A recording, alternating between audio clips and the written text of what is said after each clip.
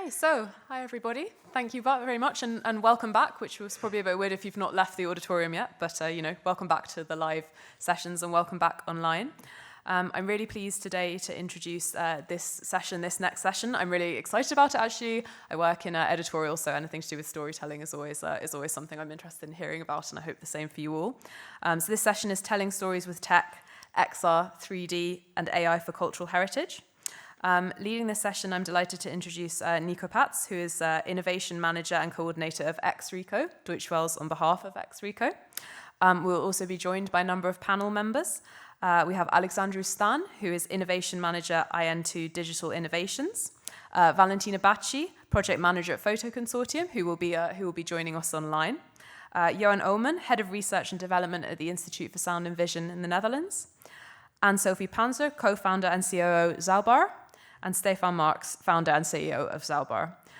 So first, I would like to give the floor to Nico for the lightning talk, which I've been informed is a flash, Reimagining Cultural Heritage, XR, AI, and the Futures of Storytelling, and will then be taken into the panel discussion. Nico, the floor is yours. Thank you so much, Georgia. So I hope you can hear me. Yes, you can, I think. So can I please ask the panel members already to take their wonderful green seats here? And yeah, indeed, the lightning talk is basically a flash. So I just wanted to tell you that we started from a smaller nucleus of 3 projects, the XReco project, Transmixer, and Presence. And then through the support of the Europeana Foundation, we could extend that network and add 2 more projects that are now represented by Alex and by Valentina online. And with that, I would say we already start. So here you have the names again. Yes. And the idea is that we want to give you short overviews of how we actually reused 2D and 3D content from external resources, for example, Europeana, in creating immersive and hopefully engaging XR presentations. And that is what we're going to do. I have a smartphone with a timer, and we have to be, because we are now 5 projects, we have to be very strict on the timing. And we have 5 minutes for each project. And we're starting with Zauber and the Presence project starting now. And when you hear it buzzing, then that means you still have 15 seconds. Oh, there's a microphone. Johan, can you pass on the microphone, please? There's a microphone here. Thank you. So, okay. All right, yeah. Yeah. Thank you, Nico. Yeah, it's us again. Anne-Sophie and me, co-founders of Zauber. Yeah, we've been working with many locations, and one of them also in Berlin. And Anne-Sophie will tell you about what exactly we are doing at that location. But in general, we are also about creating a strong sense of presence and immersion, as I mentioned before, with the latest different kind of hardware. And we are happy that in this project we were and still are able to make that happen. And now over to you. Thank you. If you could go to the next slide, please, and start the video. Okay, now. So in this video, this is a screen recording. We will show you snippets from this Presence cultural heritage. Do you need the sound, or should we take that off? You could make the sound a little bit less loud, and then but that's perfect, I think. Thank you very much. So breaking out, escape helpers in Berlin. So Presence is an EU research project where we want to find out how to increase immersion in XR with several technologies, and there are several use case partners from all over Europe, and we as Zauber are building the cultural use case, because when you saw a keynote presentation, you saw that this is our kind of our topic, and so we try to increase the immersion using a haptical vest. So this is a vest that you can put on, and you can feel like bullet shots, and you can feel wind and rain, and haptical gloves which have kind of an exoskeleton. So the funniest thing I thought was in a demo when you try to crash an egg, and then it releases, and you kind of feel crashing the egg. Imagine this wearing VR glasses. So this is a scan of like an enter room of an like real Berlin escape helper tunnel. There were several that were digged and below the Berlin Wall. And here you can see already historical photos that were reused, and you can actually grab these headphones and then listen to an audio guide. You can walk around in this enter room and experience the room and find out more about the history of the famous Tunnel 57. The number 57 doesn't stand for the year; it stands for the number of people that were that could escape through this tunnel. And something, horrible happened. Somebody was shot and died during this escape. But it was an East German police officer. Actually, he was shot by his own people, and the police, the political police, and the GDR turned the story completely and blamed the so-called Western fascist agents and used this story. And so this is everything you can find out. You can dig a little bit around in the tunnel, but it's kind of an escape experience to make history tangible. And what you can see there, this is a time witness. This is Burkhard Feigl that we scanned. He is a actual still living escape helper. He's over 80 years old. He was a doctor, and he helped several hundred people fleeing in cars. And like you can listen to him for hours and in the craziest stories, and you can actually talk to him and interact with him and listen to the stories that he is talking about. So here you can see this is the actual entrance. There's an organization in Berlin, Berliner Unterwelten. They take care of these former, not only escape tunnels, but also former bunkers from the World War and so on. It's super interesting what they are doing. And this is an actual entrance that was rebuilt. So it was only the entrance that was scanned until 2 meters, and then we just duplicated it because the original flight tunnel was like about 150 meters long, and you don't want to let users crawl through 150 meters of fake tunnel. I mean, it's already really like an experience that makes some people very afraid. If you're afraid of tightness. Claustrophobic. Claustrophobic. If you're claustrophobic, thank you very much.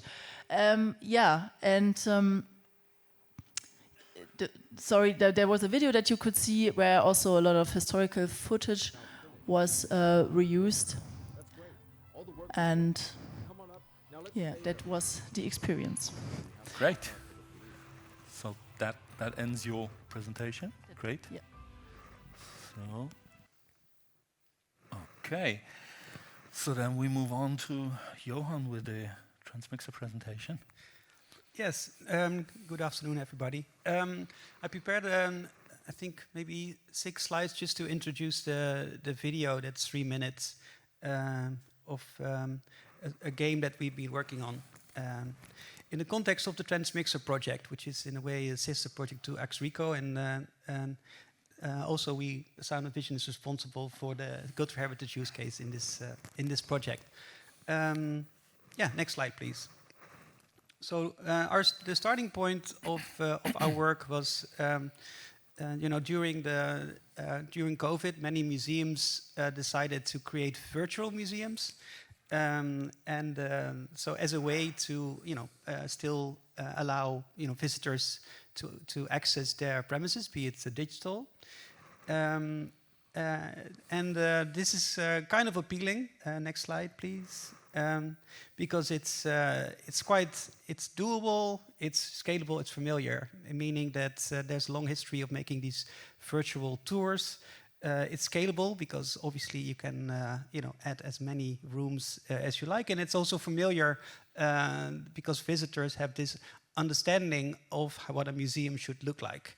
But one of the things, Next slide, please. And at the same time, we see that there's a lot of interest in also disclosing collections that are hidden from view because they are in the storage facilities. You know, many museums have much more collections that they can actually show at one given time. So these are just 2 examples of museums that are actually opening their vaults and their storage rooms to be accessed by a broader public. Next slide, please. Also, there is, because of one of the many good points about, digitizing collections is also that it's becoming possible to create more generous interfaces, more appealing ways to provide access to collections. So there are lots of, interesting visualizations. We saw quite a few today already. Next slide, please. And also these get transported into more like, let's say, IX spaces, so more immersive spaces. And these are just a few examples. Interestingly, this really immerses visitors in cultural heritage, which is a big departure from the say the museum tours that I showed earlier, and also it makes for a new storytelling. Next slide, please. But you can imagine that these kind of experiences are expensive. They are many cases they are one-off, meaning that they are designed for specific place at a specific times, and they are unfamiliar. So not all audiences know how to actually engage with such environments because their sort of way of thinking about museum visits is very much traditional. So next slide. And this comes with animation. Next slide. It's fantastic animation. So we wanted to experiment with metadata-driven immersive storytelling, and this is the demo that I'm going to show now. So it's basically what we want to do is to flip a number of traditions. So one is to do storytelling with collection metadata. So and not only looking at one item, but actually zoom out and look at the entire collection. And also to address the point about cost, because we would like to have as many heritage organizations that are interested in this technology to use it. So that means that we have to think about how can we make some of this technology reusable. Now the video will start. So this, the Space Archivist, and I have a few stickers with me for people who like to promote the game. Space Archivist is a game that was created in collaboration with CWI in Amsterdam and our university partners in Ireland, and also Cora design studio based in Denmark. And basically what's happening is that the world ceases to exist, and a capsule containing the heritage of the universe is sent into space. But then, unfortunately, a meteor has hit the collection. So that means that the archive is broken. So we need space archivists to actually fix the heritage for the humanity. This is a game targeted for young people between 8 and 14. But obviously, I played it and it's fantastic. So also, like people in their late 40s enjoy it as well.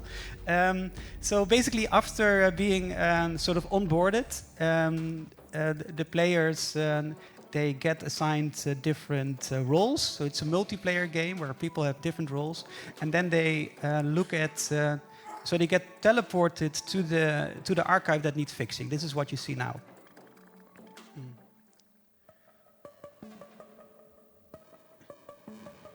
So you enter the server room, and here you see the big mess that the meteor has caused.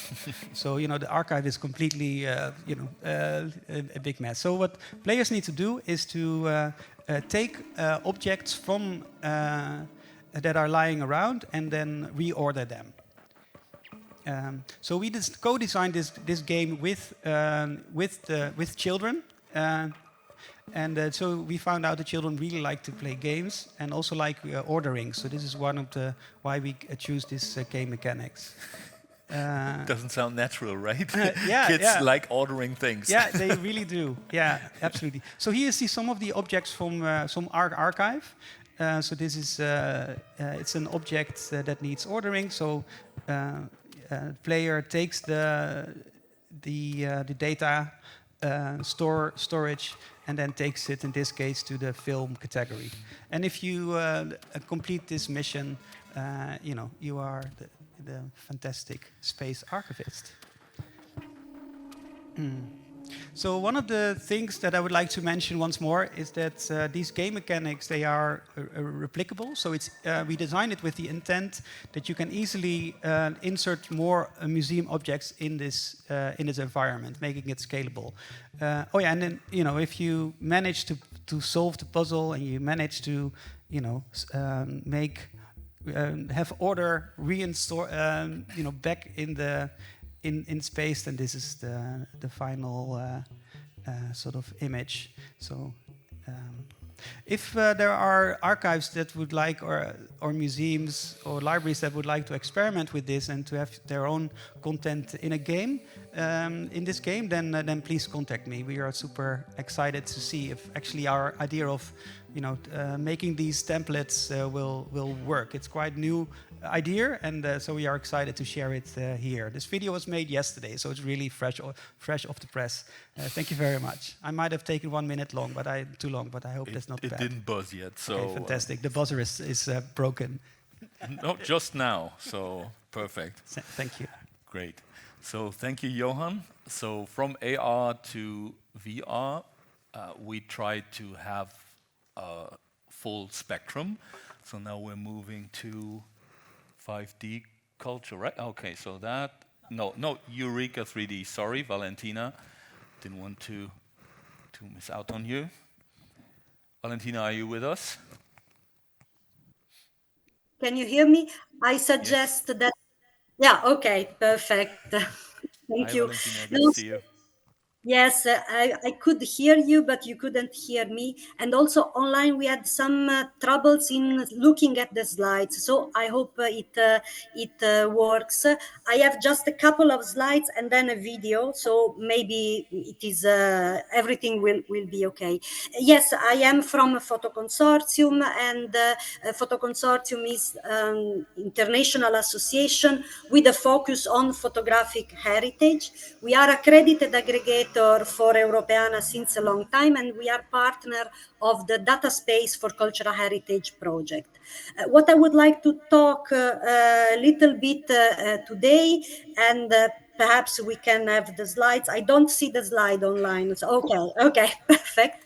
So I wanted to talk about this Eureka 3D initiative. We started already in 2023 with a project that was Eureka 3D, and now we are moving on with a continuation project that is Eureka 3D XR. I think it is worth to mention that these two projects were funded as supporting project for the Data Space for Cultural Heritage. So I think that we are all sort of working in the same direction, but with different, let's say, nuances and scopes.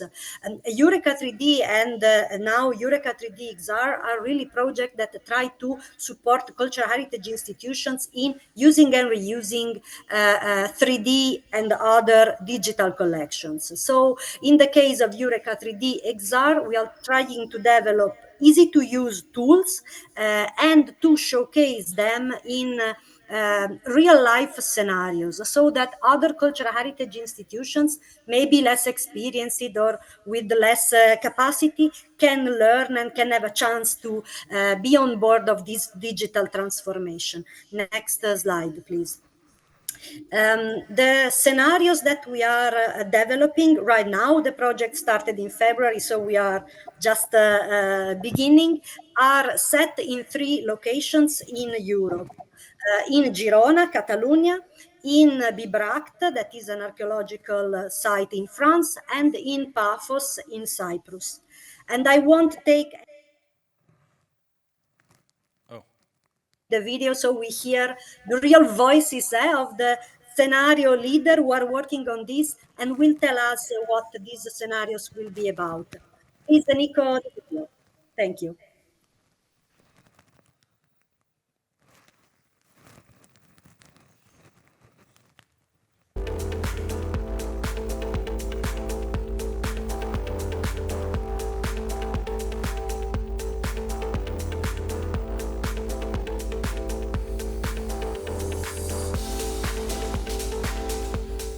and our partner in the project, SwingIt, are developing a 3D modeling software in order to reconstruct heritage sites using AI technology, using digital photographs, and also archival records. Our goal is to achieve a high-quality representation of the walls, make the content accessible, and preserve the 3D models of the medieval walls of the city of Girona.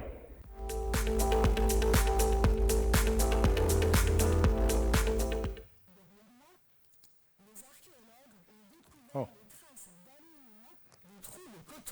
Qui témoigne de l'existence d'un édifice public monumental entièrement en bois. Mais ces trous de coteaux qui dessinent le plan du bâtiment ont été remblayés après la fouille. Ils ne sont plus visibles. Grâce à XReco 3D XR, il sera possible de donner à voir ces vestiges en réalité augmentée sur le site.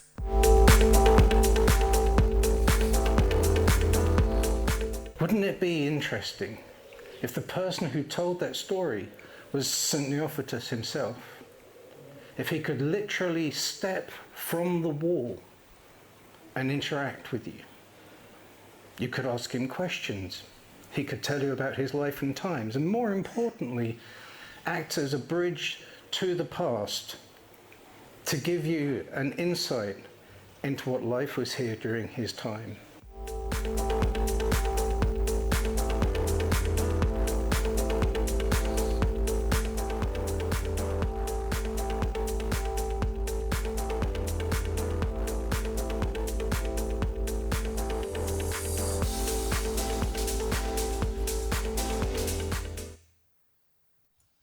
Good. The sound was not optimal, but I hope that the subtitles helped. I'm sorry, as I said, and as with the Johan, these videos have been created almost on the spot, and yeah. But I hope it was clear what these scenarios will be about. They will be ready for public presentation towards January or so. We will have an event to present them. Yeah, you only just started the project in February, right? Yes, Yeah, yes, okay. yes, exactly. Good. Ah, now I see you on the big screen as well. Okay, thank you, Valentina. So then we move on to Alex. Thank you very much, and thank you for having me this afternoon here.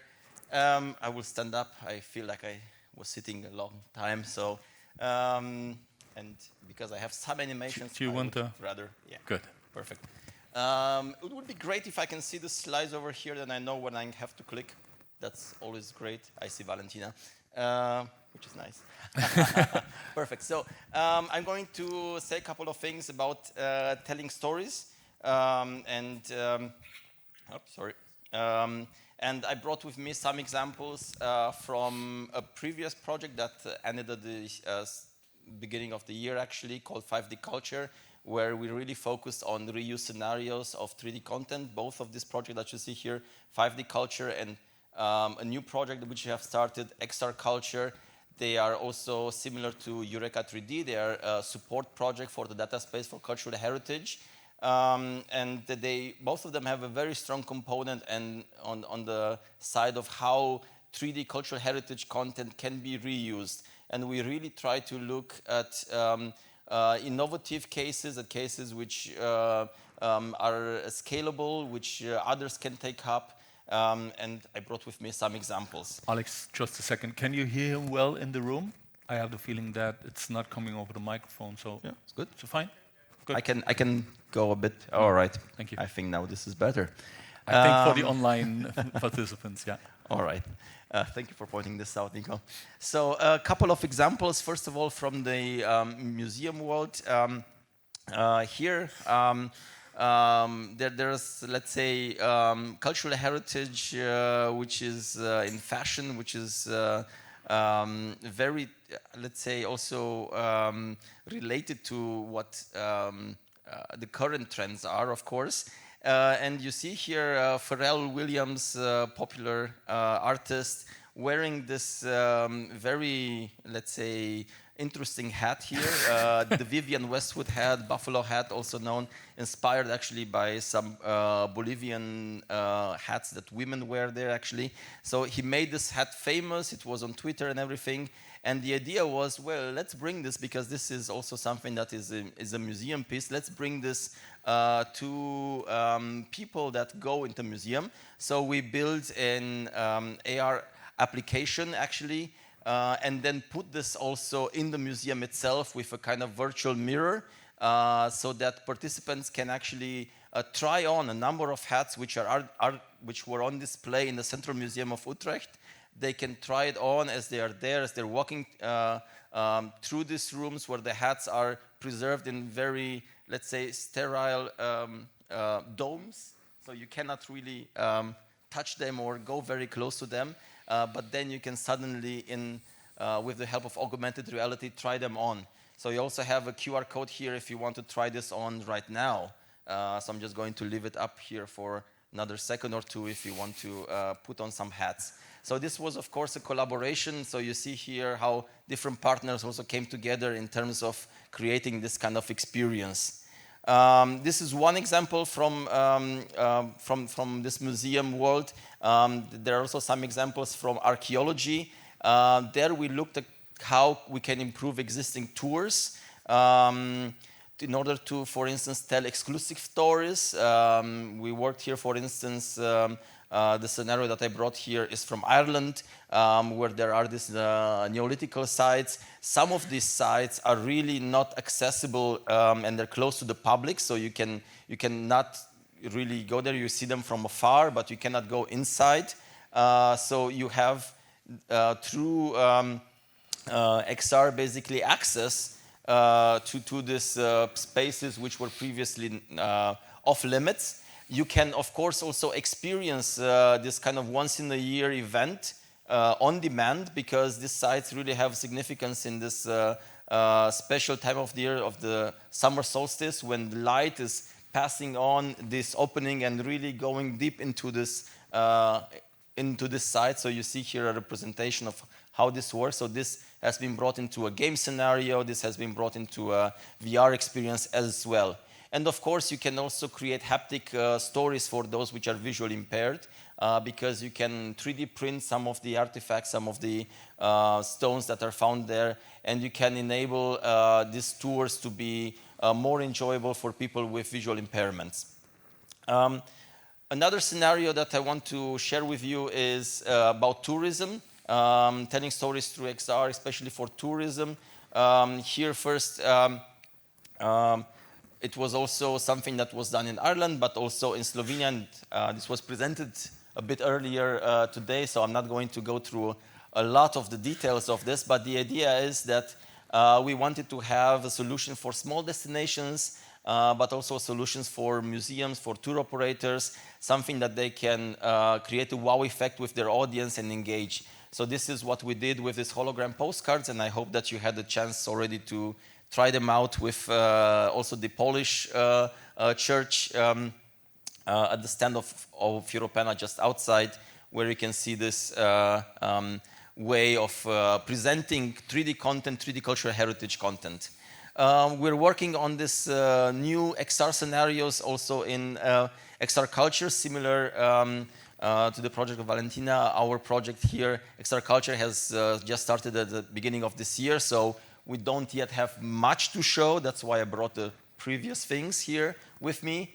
But just to say, we are going to look into different, let's say, topics of XR and cultural heritage, how it supports heritage at risk, how it can help with dispersed heritage, tourism, of course, as well, and education. So thank you very much, Nico. Amazing. And I hope I was in time. Yep, amazing. You're also good at timekeeping. I don't need that. I have my own. So I'll try to be just as good in timekeeping. So I'm now finishing with the XReco project. I'm the proud coordinator of that project, and you will hopefully understand why I'm so proud of that. The main idea of XReco is that we offer a B2B platform for you guys to manage, create, and reuse and share your 2D and 3D assets, and to also create your own XR experiences without really IT skills, fast, affordable, and easy. And you're going to see an example now, and then I'm going to summarize again, and then we're open for questions.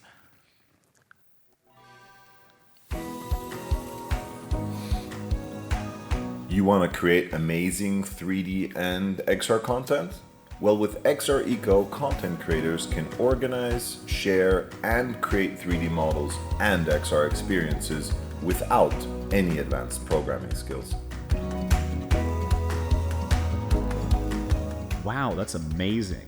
It looks incredible. I could never do that by myself. I'm not a programmer, and I could not afford an agency to do that for me. Exactly, that's what we're here to help you with. With XReco, you can actually do it yourself. Our authoring tool offers straightforward templates based on the popular Unity 3D editing tool, making it easy to create your own 3D experiences. On the XReco platform, you can upload and organize your own content or search for content from public sources, such as Wikimedia Commons and Europeana. The XReco marketplace also offers free and buyable content. If you have quality videos of an object that you want to recreate in 3D, you can easily upload them to our platform to either share with others or keep for yourself. For a large building, for instance, drone footage would be ideal.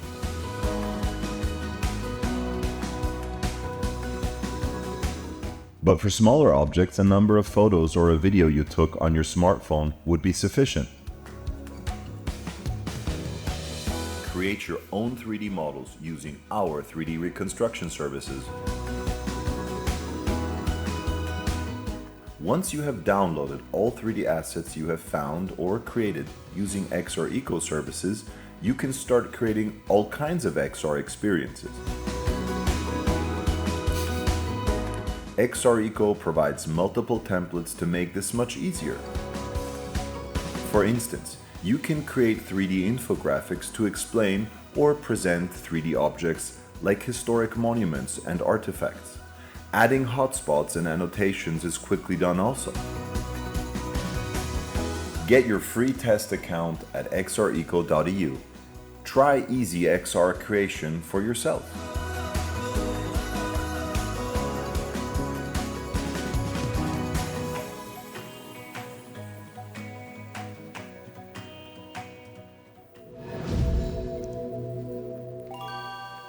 Get your free login now at xreco.eu.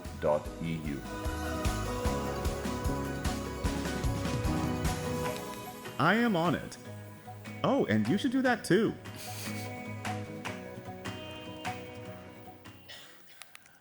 Okay, so I picked this example just for the variety because we have so many different cases here on the panel already.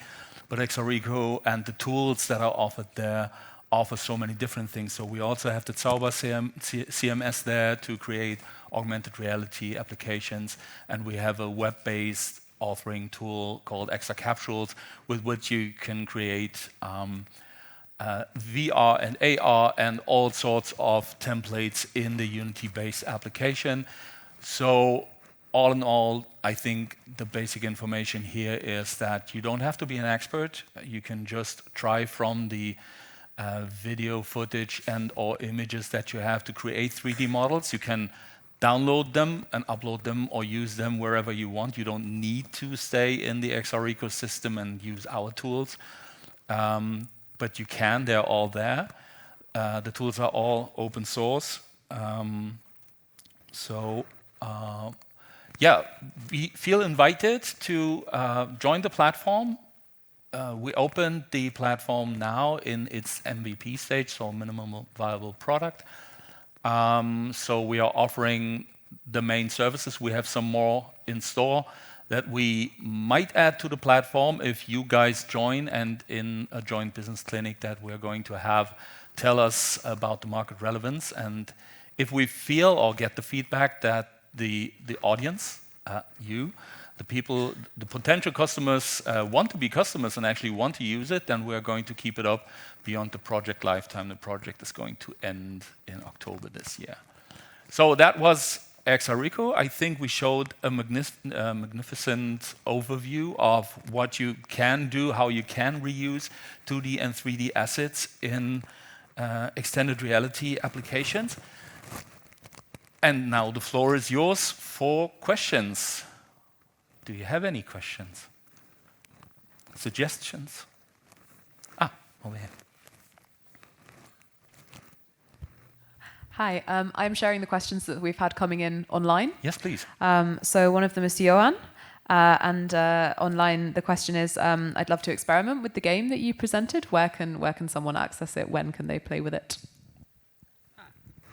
Fantastic. Is that person? Do you know if that person is located near Hilversum? I don't have that information. At the moment, we are running a number of demonstration and testing events. And so now it's in our museum, but we will also be going to the Cinekit festival. So it's basically going to travel where young people are, and then we will do use case. But if people like to come round, then they can easily find me online. Yeah, but maybe if you give them the Transmixer website, they can join your newsletter and know where you are. Oh, that's true. Yeah. But if you want to really play with the headset and everything, that's currently in our museum. Sure. Yeah. Great. Thank you so much for answering that.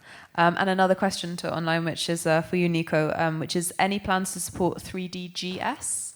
Yeah, we actually do. So I don't need that. Great, a quick answer, great. So the services that we have are currently Structure for Motion, NERV, and 3DGS. We have used that to create spaces, for example, in a virtual environment, virtual studio, but also RAI, the Italian public broadcaster, have recreated a historic place and used like historical figures in meta-humans and other positions in that historical place in a museum. And so yeah, we're using 3DGS in multiple cases for objects and spaces. Anything from the room? Over here, Katerina. Hello, thank you. So I'm Katerina Mtogiani. I'm from the European Commission, the unit Interactive Technologies, Digital for Culture and Education, that is funding several of these projects. So it's very nice to hear all those developments. And I think it's similar to what was earlier said about the AI and cultural heritage. I think it's similar with XR and cultural heritage. So there's a lot that extended reality can do for cultural heritage to bring cultural heritage to life and really create immersive, engaging experiences. And on the other hand, cultural heritage is an important application area for further developing the XR technologies, XR tools, and so on. So there's a lot, I guess, to be done to make sure that there's more there to leverage all the opportunities. And then I would like to ask. In general, the panelists, what do you see as important things that need to be set up as the data space for cultural heritage evolves to be able to make the most of of linking the technologies and the data? Anyone? I'm holding the mic, so I can start. Just a very brief. I think it's about to really scale what we've been seeing today, and I'm super, excited about all this work. Is to get rid of some frictions that currently exist. So some of the sort of the embodied experiences, in many cases, they get shown in at festivals, and it's they're very one-off. I mentioned this in my quick pitch. So we need to find ways to really broaden the audience. And I think to your point about XR for culture and culture for XR, let's say, that museums can be very good places where people get accustomed to using XR technology. So that's, I think, very rich. Another friction element is actually to make sure that a lot of material is available to the creative industry. So to remove that friction, I think the data space for cultural heritage should, look at labeling. Really facilitate access to 3D. Really facilitate. Getting access to rights information. So these are just two frictions I think that we should be addressing. We're already getting signs, so one more statement or 1 more minute? One more statement, okay. Yeah, thank you. I would also agree that, digitalization is very important, right? So we need to have the source material in a very high resolution. There are some, in curious cases where stuff was scanned in the hundreds of thousands of, images as like 500 pixels or so, which now can be redone. So this is very important, right? So giving access and then also, not being afraid of using AI on that, indexing it and creating databases, and then also somehow creating a culture where then users are open to engaging with that in new ways. Yeah, thank you. Lovely. Okay, thank you so much. If I may, a very, very tiny... Very short input. Just be faster than me stopping you. All right. So maybe 2 things. Interoperability is super important, and I'm happy to see that this is more and more taken up by projects everywhere. And I want to highlight also the importance of collaborations between projects from different programs. In 5D culture, for instance, we had a use case. I didn't mention it actually because I didn't know if Johan. You wanted to make it very short. It was Transmixer collaborating with 5D culture. So it was our use case in the deployment in the museum with virtual reality and social VR that was taking results from VR Together project and Transmixer and collaborating together in that. So it was a wonderful example, and would like to see more of that as well. So. Yeah. Wonderful closing words for this wonderful collaboration of multiple projects in XR. Thank you so much for your patience and attention, and we see you later. Thank you.